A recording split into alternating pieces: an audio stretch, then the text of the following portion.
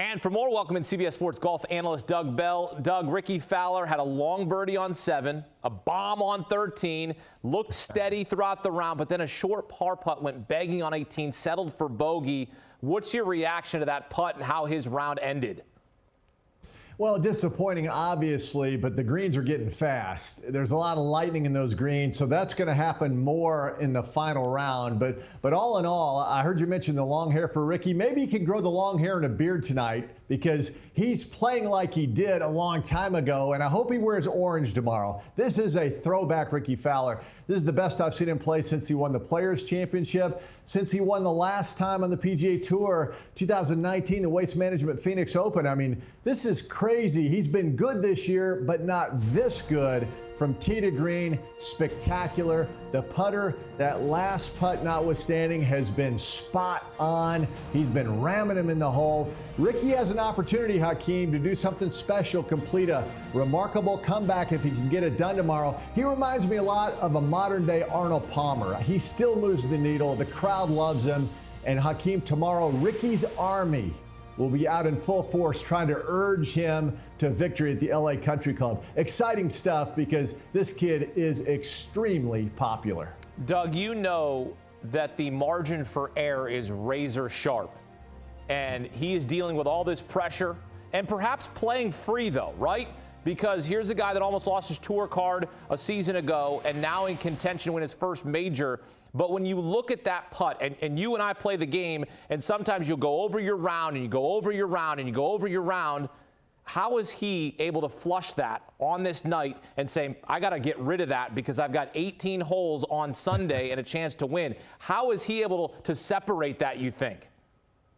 Well, Hakeem, I truly believe that he's already forgotten about it. He was talking to his caddy, Ricky Romano, walking off the green, and he was kind of explaining what happened there. And again, those edges are sharp at this U.S. Open. The greens are sizzling fast, 14.5 maybe on the stent meter. They're drying out, and if you don't hit it dead center, you're gonna catch the edge, and you're gonna have a lot of misses. That's what happened to Rickie. And again, though, he's playing with so much more confidence, Hakeem, that I've seen him play with in a long, long time. I mean, it's not cockiness, it's just confidence. And somehow he's found it again. And I'm telling you, off the tee and those irons, this is the Rickie Fowler of old. He's been good this year, but nothing close to the way he's been playing. So he has a legitimate chance to finish the deal tomorrow. I don't think there's any question. Well, Wyndham Clark is playing a little cocky. You saw the club twirl there.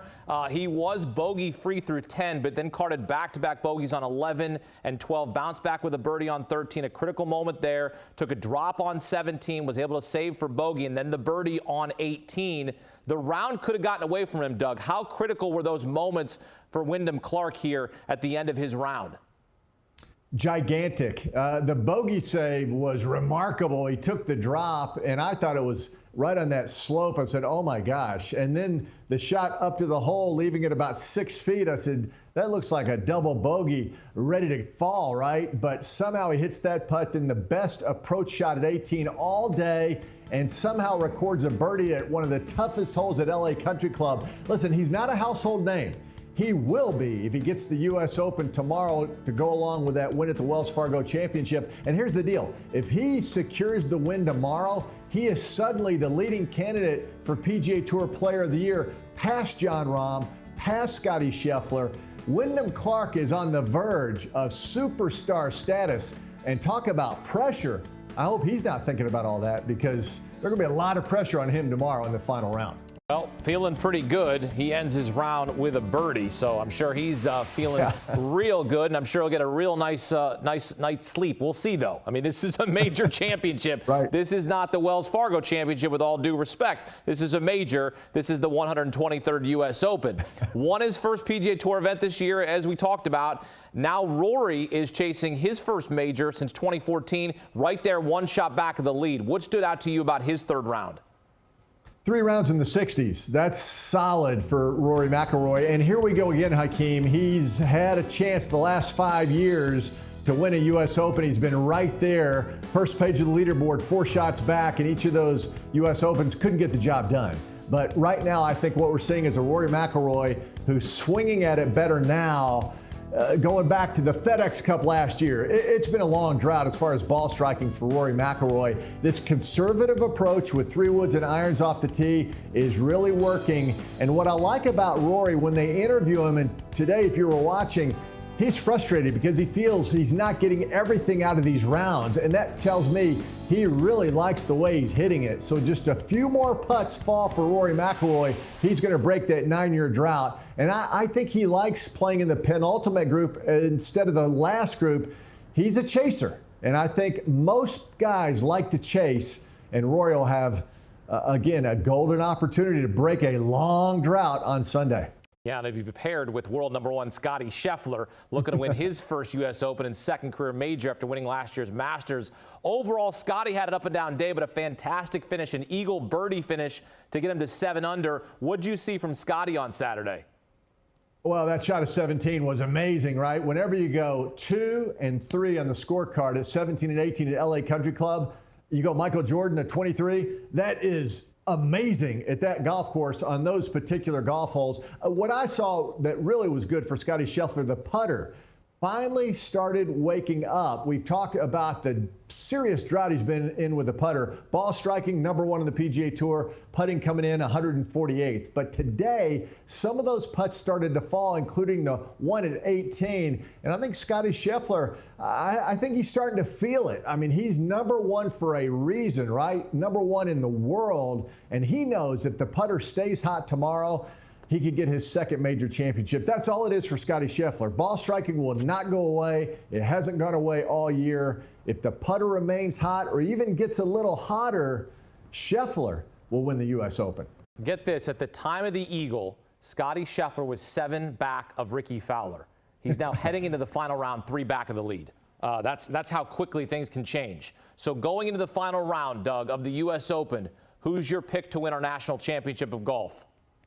Well, I think it's going to come of those last 4 guys, right? I don't see the final group, the winner emerging. Rickie and Wyndham. I'd love to see both of those guys win. And Rory, oh my gosh, everybody's rooting for Rory, right? I think the winner is the number 1 player in the world. Scottie Scheffler is numero uno for a reason. Number 1 in ball striking. I mean, he leads that department by a wide margin. Last 4 tournaments, top 5 or better. His worst finish of the year, a tie for 12th at the Genesis Invitational Riviera, just down the street in L.A. It has been an amazing year for Scottie Scheffler, and I think it gets even more amazing as he hoists the U.S. Open trophy on Sunday. Remember, a year ago, 1 back, if a putt had fallen against Matthew Fitzpatrick, they would have been in a playoff. I like it. That big momentum, you know, these guys get the big mo, and I think Scheffler keeps it going tomorrow, again, playing in that penultimate group with Rory. Can you imagine the crowd that is going to be with those last 2 groups, with the Rickie in the final group, Rory and Scheffler in the penultimate? I mean, Hakeem, it just simply doesn't get more exciting. We don't have Tiger anymore, but those last 2 groups is going to have me on the edge of my seat on Sunday. Well, when my wife asks me, hey, what do you want to do today on Father's Day? I'm going to say, I'd like to watch golf. Can I watch some golf? Can I watch some golf? Because I'm just like you, my friend. This is going to be an incredible round, no matter who wins. I mean, goodness gracious, we have 4 great storylines in terms of the guys at the top here, or maybe it'll be somebody else from the back of the pack. Maybe not. But look, Doug, I want Rickie Fowler to win this. That's my pick. Yes. I want Rickie to win. That's who I'd like to see win on Sunday. All 4 men have great stories, but I'd love to see Rickie Fowler complete the Rickie revival on Sunday at the U.S. Open. Doug, appreciate the perspective here on CBS Sports HQ. And for more awesome golf content, join Rick Gehman and his crew on the First Cut podcast. Doug Bell, a contributor of that podcast. You'll get tournament previews, including DFS picks and analysis. You'll also get round-by-round reaction to each PGA Tour event and all the majors. The First Cut podcast. Download and follow today.